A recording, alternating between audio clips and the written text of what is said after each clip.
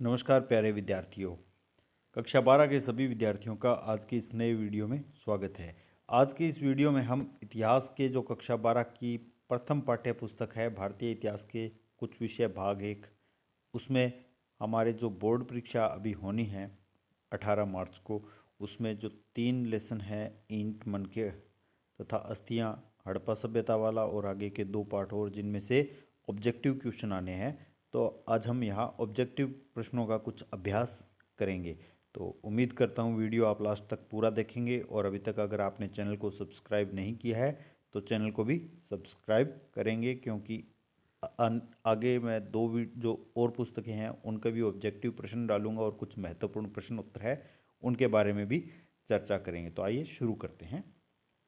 सिंधु सभ्यता का स्थल है बनावली, वो किस राज्य में स्थित है? ये माध्यमिक शिक्षा बोर्ड में पिछले साल आया हुआ प्रश्न है।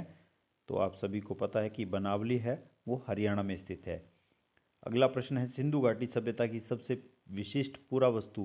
तो इसके बारे में भी आप सभी को पता है कि ये जो हड़प्पाई मोहर है वो सबसे इसकी विशिष्ट पुरावस्तु है। ये 2022 में आया हुआ प्रश्न है, इसलिए इम्पोर्टेंट हो जाता है। अब अगर मॉडल पेपर में 21, 22 और 22, 23 का जो था उसमें जो प्रश्न था वो था सिंधु सभ्यता का स्थल धोलावीरा निम्न में से किस राज्य में स्थित है? तो ये आप सभी को पता है कि गुजरात में स्थित है। ये प्रश्न आने की पूरी पूरी संभावना है, इस बार इम्पोर्टेंट प्रश्न है। अब आगे हम प्रश्न बात करते हैं चौथे प्रश्न की। मिट्टी से बने जो हल के प्रतिरूप है वो कहाँ से प्राप्त हुए हैं? ये प्रश्न भी 2022 में आ चुका है। तो इसका सही उत्तर है वो है बनावली, जो कि हरियाणा में स्थित है। तो बनावली इसका सही आंसर है। अगला प्रश्न हमारा है भारतीय पुरातात्विक सर्वेक्षण के पहले डायरेक्टर जनरल कौन थे? तो ये प्रश्न मॉडल पेपर 2021-22 में था। इसका सही आंसर जो है वो है अलेक्जेंडर कनिंगम। तो इसका सही ऑप्शन सही है। प्रश्न नंबर 6 है पुरातत्वविदों को हड़प्पा स्थल के किस स्थल से जुते हुए खेत के साक्ष्य मिले हैं? तो ये कालीबंगा, जो कि राजस्थान में स्थित है। ऑप्शन द में इसका सही उत्तर है।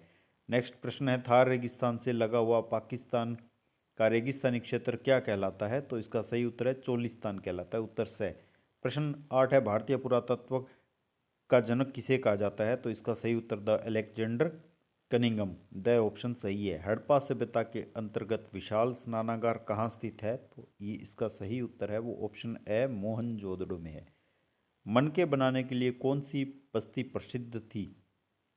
इसका सही उत्तर है जो उद्योग निर्माण से संबंधित सामग्री थी चहुंदड़ों में, वहाँ से प्राप्त हुए हैं। वहाँ छोटी मोटी कुछ फैक्ट्रियाँ थी मनके बनाने की, वहाँ से काफ़ी सारे अवशेष इसके मिले हैं। प्रश्न 11 है बालाकोट तथा नागेश्वर किस वस्तु के निर्माण के लिए प्रसिद्ध हैं? तो इसका जो सही उत्तर है ऑप्शन सही है, शंख की वस्तुएं। प्रश्न नंबर है 12 नंबर प्रश्न है अधिकांश हड़प्पा स्थल निम्न में से किन क्षेत्रों में थे? तो ये लगभग अर्ध शुष्क क्षेत्र में थे। सिंध में आरंभिक जो हड़प्पाई बस्तियां हैं उनकी संख्या लगभग 52 थी, उत्तर ब सही है। प्रश्न 14 है अफगानिस्तान में नहरों के अवशेष कहाँ मिले हैं? तो इसका उत्तर है शोरतुगई में, ऑप्शन ब इसका सही उत्तर है। प्रश्न 15 यहाँ मिले जलाशयों का प्रयोग कृषि हेतु जल सिंचन के लिए किया जाता था। तो जो जलाशय मिले थे वो हमें धोलावीरा में मिले थे गुजरात में। तो इसका सही उत्तर सही ऑप्शन। प्रश्न नंबर 16 चोलिस्तान में बस्तियों की कुल संख्या कितनी थी?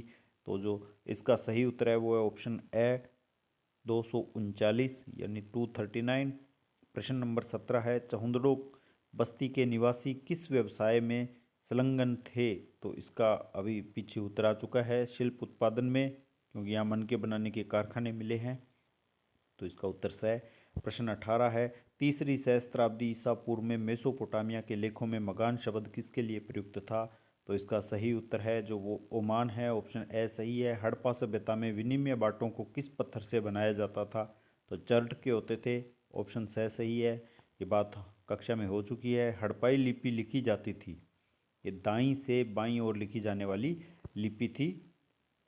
तो हड़प्पाई लिपि ऑप्शन द सही है।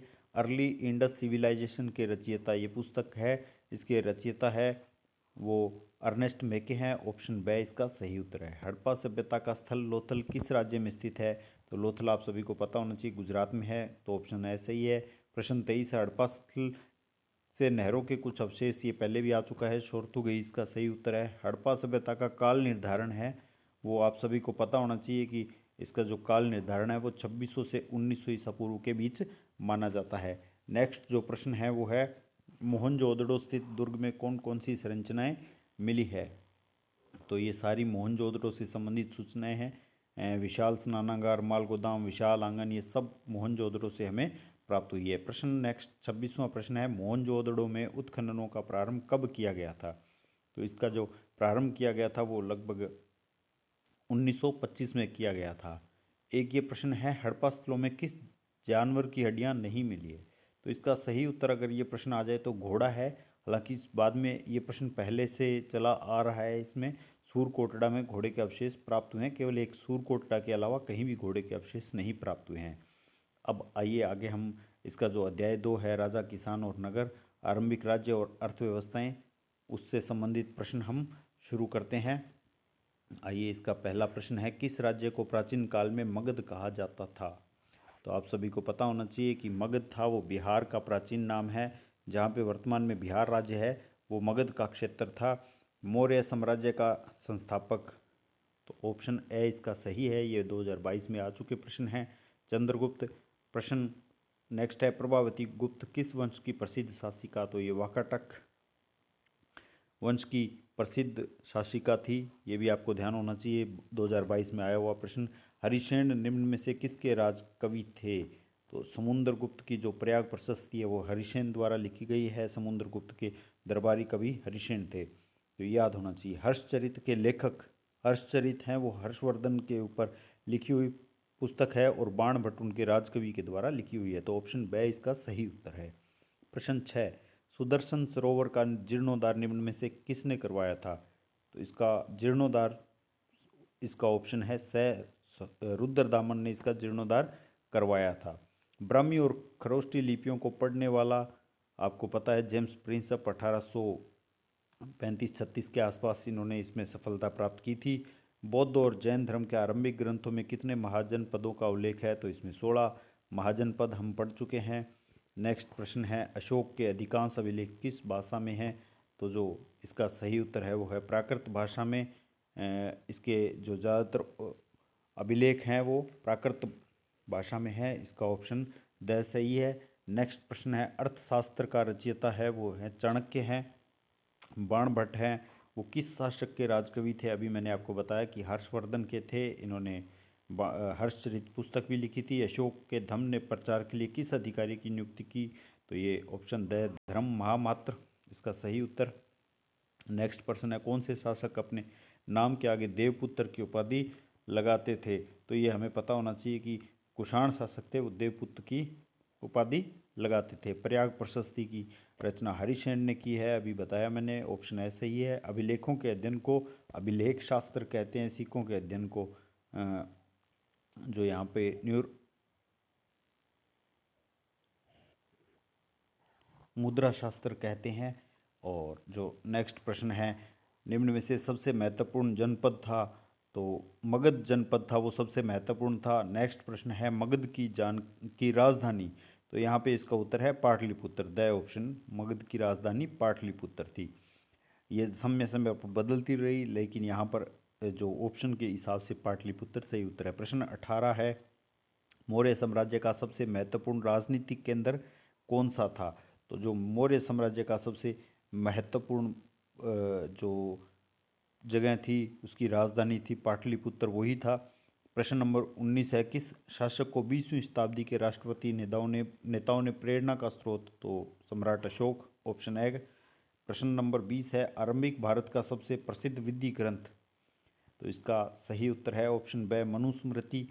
प्रश्न 21 है छठी शताब्दी में सबसे पहले ढाले एवं प्रयोग किए गए चांदी और तांबे के सिक्के आहत सिक्के कहलाते थे, क्योंकि ये इनको जब दबा के बनाया जाता था, इन पे मोहर लगाई जाती थी, कोई चिन्ह बनाए जाते थे, तो आहत सिक्के इन्हें कहा जाता था। प्रश्न सर्वप्रथम सोने के सिक्के किन शासकों ने जारी किए। तो सर्वप्रथम कुषाण शासकों ने जारी किए थे और जो सर्वाधिक सोने के सिक्के थे वो आपको ध्यान होना चाहिए गुप्त शासकों ने जारी किए थे। प्रश्न नंबर 23 है किस शासक के लिए देवनाम प्रिय उपाधि का प्रयोग। तो ये उपाधि थी वो सम्राट अशोक को दी गई थी या उसके लिए प्रयोग किया जाता था। ऑप्शन द सही उत्तर। प्रश्न 24, जनपद शब्द का प्रयोग हमें किन दो भाषाओं में मिल जाता है? तो प्रश्न 24 का जो सही उत्तर है वो स ऑप्शन है। प्राकृत और संस्कृत भाषा में जनपद का प्रयोग हमें मिलता है। प्रश्न नंबर 25 है, अजात शत्रु तथा अशोक जैसे शासकों के नाम किन अभिलेखों से प्राप्त हुए हैं? तो ये ज़्यादातर प्राकृत अभिलेख थे। ऑप्शन है उनसे हमें प्राप्त हुए हैं। प्रश्न नंबर 26 है, जो पत्थर धातु या मिट्टी जैसी कठोर सतह पर खुदे होते हैं उन्हें क्या कहते हैं? तो पत्थर धातु या मिट्टी पे खुदे हुए जो होते हैं उन्हें अभिलेख कहते हैं। ऑप्शन स इसका सही उत्तर है। प्रश्न 27 है, स्वर्णगिरी कर्नाटक किसके लिए प्रसिद्ध था? तो वहाँ पर सोने की खान थी। ऑप्शन द इसका सही उत्तर है। प्रश्न 28वां, जो प्रभावती गुप्त है वो किसकी पुत्री थी? तो इसका सही उत्तर है चंद्रगुप्त द्वितीय। तो इस प्रकार से अभी दो पाठों के पूरे हो चुके हैं। जो तीसरा अध्याय है बंधुत्व, जाति तथा वर्ग, आरंभिक समाज, इसमें से भी ऑब्जेक्टिव टाइप प्रश्न आने हैं। तो यहाँ थोड़ा अभ्यास हम कर लेते हैं। जो प्रश्न पहला है वो जो 23 में आ चुका है, हस्तिनापुर का उत्खनन कार्य किस पुरातत्ववेत्ता द्वारा किया गया था? तो इसका जो सही उत्तर है वो है बी लाल। ऑप्शन स इसका सही उत्तर है। प्रश्न 2, किन शासकों को उनके मातृ नाम से चिन्हित किया जाता था? तो इसका सही उत्तर है सातवाहन। इनके गौतमीपुत्र सातकर्णी माँ का नाम इनके साथ जोड़ा जाता था। प्रश्न नंबर 3, प्राचीन काल में मंदसौर को किस नाम से जाना जाता था? तो इसका सही उत्तर ऑप्शन है दशपुर। कौरव और पांडव किस वंश से संबंधित थे? चौथा प्रश्न है तो कुरु वंश से संबंधित थे। प्रश्न 5 है, वर्तमान महाभारत में श्लोक हैं? तो ये 1 लाख से अधिक हैं। तो ऑप्शन ब सही है। प्रश्न 6 है, धर्मसूत्र और धर्मशास्त्र विवाह के कितने प्रकारों को अपनी स्वीकृति देते हैं? तो इसका सही उत्तर है वो है 8। ऑप्शन स। प्रश्न नंबर 7, पितृवंशिकता में पिता का महत्वपूर्ण धार्मिक कर्तव्य कन्यादान को माना गया है। ऑप्शन ब इसका सही उत्तर है। प्रश्न 8 है, किस उपनिषद में कई लोगों को उनके मातृ नामों से निर्दिष्ट किया गया है? तो वृद्ध आर्यणक। ऑप्शन ए इसका सही उत्तर है। प्रश्न नंबर 9 है, किस सातवाहन शासक ने स्वयं को अनूठा ब्राह्मण एवं क्षत्रियों के दर्प का हनन करने वाला खुद को बताया था? तो इसका सही उत्तर है गौतमीपुत्र सातकर्णी। ऑप्शन ब। प्रश्न नंबर 10 है, एकलव्य किस वर्ग से जुड़ा हुआ था? तो इसका सही उत्तर है निषाद वर्ग से। Option D. प्रश्न नंबर 11, महाभारत की मूल भाषा है वो संस्कृत है। प्रश्न इसका ऑप्शन द सही है। प्रसिद्ध इतिहासकार V.S.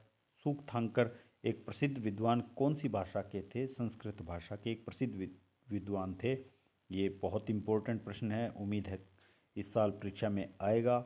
महाभारत के समालोचनात्मक संस्करण से संबंधित एक अत्यंत महत्वाकांक्षी परियोजना किस वर्ष आरंभ हुई थी? प्रश्न नंबर 13, तो ये 1919 में प्रारंभ की गई थी, जैसा कि पाठ्य पुस्तक में हमने पढ़ा। प्रश्न नंबर 14, महाभारत है एक, तो ये महाकाव्य है। प्रश्न नंबर 15, धर्मसूत्रों और धर्मशास्त्रों के अनुसार ब्राह्मणों का कार्य क्या था? तो ये वेदों की शिक्षा देना इनका प्रमुख कार्य था। महाभारत के समालोचनात्मक संस्करण का कार्य किसके नेतृत्व में प्रारंभ किया गया? यह हम पढ़ चुके हैं कि V.S. सूक्तांकर के नेतृत्व में प्रारंभ किया गया था। महाभारत के रचयिता किसे माना जाता है? इसका सही उत्तर है वेद व्यास। Option D. प्रश्न नंबर जो 18 है, 600 ईसा पूर्व से 600 ईस्वी तक के काल में निम्न में से कौन से आर्थिक और राजनीतिक परिवर्तन हुए? तो इसमें अगर हम इसको देखें ध्यान से तो वन क्षेत्रों में कृषि का विकास एवं विस्तार भी हुआ, शिल्प विशेषज्ञों के विशिष्ट सामाजिक समूह का भी उदय हुआ, संपत्ति के असमान वितरण से। तो इस प्रकार से इसका ऑप्शन द है वो सही उत्तर है। प्रश्न नंबर 19 है, संस्कृत ग्रंथों में कुल शब्द का प्रयोग किसके लिए किया गया है? तो ये परिवार के लिए किया गया है। मातृवंशिकता का अर्थ क्या होता है? मातृवंशिकता का अर्थ होता है वंश परंपरा जो माँ से जुड़ी होती है। ब ऑप्शन इसका सही उत्तर। प्रश्न नंबर 21, अंतर्विवाह का अर्थ क्या होता है? वैवाहिक संबंध अपने समूह के मध्य ही करना अंतर्विवाह होता है। संबंध समूह के बाहर करना या गोत्र से बाहर वो बहिर्विवाह होता है। प्रश्न नंबर है 22, पैतृक जायदाद में बंटवारे के संदर्भ में मनुस्मृति में क्या नियम बताया गया है? तो इसमें ये जो इसके सभी ऑप्शन है वो सही है। तो इसका ऑप्शन द इसका सही उत्तर है उपरोक्त सभी। तो इसे आप एक बार ध्यान से पढ़ लें। स्त्रियां हैं वो पैतृक संसाधन में हिस्सेदारी की मांग नहीं कर सकती थी। मनुस्मृति में ये बताया गया है। जायदाद का बंटवारा सभी पुत्रों में समान रूप से वितरित हो। बड़ा पुत्र संपत्ति में विशेष भाग का अधिकारी था। ये सभी मनुस्मृति में बताए गए हैं। प्रश्न नंबर 23 है, संस्कृत ग्रंथों में परिवार के लिए किस शब्द का प्रयोग हुआ है? तो इसमें उत्तर कुल हम पहले पढ़ चुके हैं, ये प्रश्न पहले आ चुका है। मर्चकटिकम नाटक के लेखक थे वो शूद्रक थे। मनुस्मृति में पुरुषों के लिए धन अर्जित करने के 7 तरीके बताए गए हैं। ऑप्शन स इसका सही उत्तर है। प्रश्न नंबर 26 है, पाणिनि की अष्टाध्यायी का रचना काल है वो जो रचना काल लगभग कब माना जाता है? ये लगभग 500 ईसा पूर्व के आसपास इसका रचना काल माना जाता है। तो प्यारे विद्यार्थियों, उम्मीद करता हूँ आप ये वीडियो पूरा देखेंगे और आपने इसको 2-3 बार रिवाइज करोगे, ये प्रश्न आपको याद हो जाएंगे। उम्मीद करता हूँ कि 3 या 4 प्रश्न इनमें से बोर्ड परीक्षा में आ जाने चाहिए। वीडियो पूरा देखने के लिए बहुत बहुत धन्यवाद।